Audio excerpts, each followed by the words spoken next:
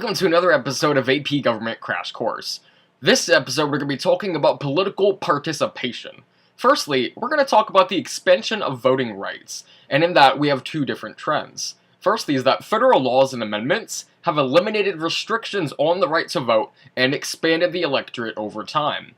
The second trend being that they've also thusly reduced the power of states over a citizen's right to vote. In 1789, the original electorate consisted of only white male property owners, being that, even then, only 1 in 15 adult white males had the right to vote. In Jacksonian democracy, Andrew Jackson had much greater respect for the common man than did the Founding Fathers, who again considered them to be ignorant masses. Andrew Jackson eliminated property and taxation requirements, and he also helped to make it so that by 1850, almost all white males had the right to vote. Next, we're going to be talking about amendments and laws that have to do with political participation. Firstly being the 15th Amendment.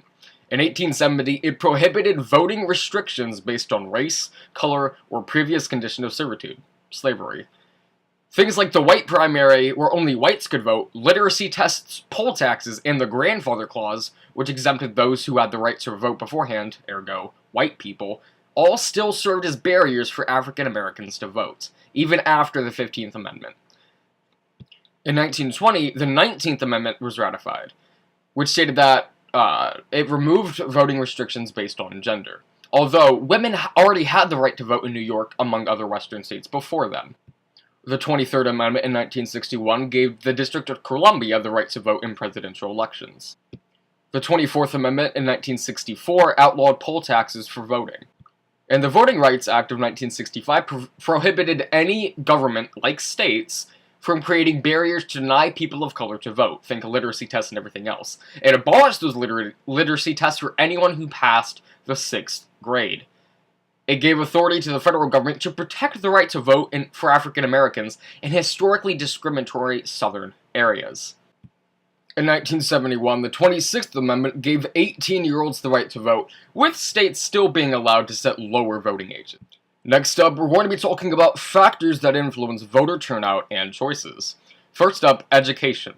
More education is typically linked with more likelihood to vote. And historically, as voter education levels increase, so does Republican turnout, with the 2008 election being the exception. Income is the next factor, with people with more income more likely to vote. For example, 99% of millionaires voted in the 2012 election. And historically, voters who are poorer tend to support Democrats. Conversely, those who are richer tend to support Republicans. The next factor is age, with older people more likely to vote than younger people, and young voters are more likely to support Democrats, while older people are more likely to support Republicans. The next factor is gender, with women more likely to vote than men, and they typically also vote more Democratic than Republicans. While with men, it's the exact opposite, with men more likely to support Republicans. This is known as the gender gap. For religions, the next factor, with Jews and Catholics more likely to vote than Protestants, and those Protestants tend to support Republicans, while Jews and Catholics tend to support Democrats. Race is another huge factor. Whites have a higher turnout rate than minority groups, but African Americans vote at higher rates than them when the effects of low income and lack of education are eliminated.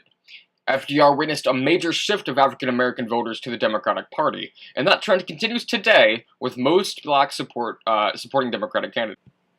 Cross-pressured citizens are those who belong to multiple voting demographics, and who may be confused as to who they should vote for.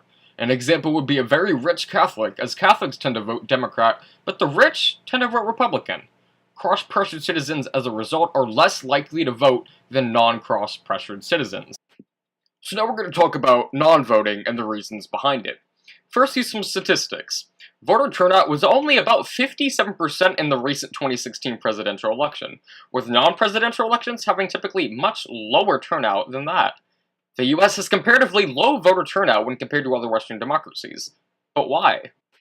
The first of these factors is voter registration. All states, except for North Dakota, require citizens to register before voting, which reduces fraud, but also discourages potential voters. The National Voter Registration Act of 1993, or more popularly remembered as the Motor Voter Act, made registering easier, as people could register while applying for or renewing a driver's license. A second factor is political efficacy, which is again a person's belief that their vote actually matters. We've seen an overall decline in political efficacy, with less people thinking that their vote actually has an impact on the country. Combined with this is a rising level of cynicism about our political system. It has lowered voter turnout rates overall.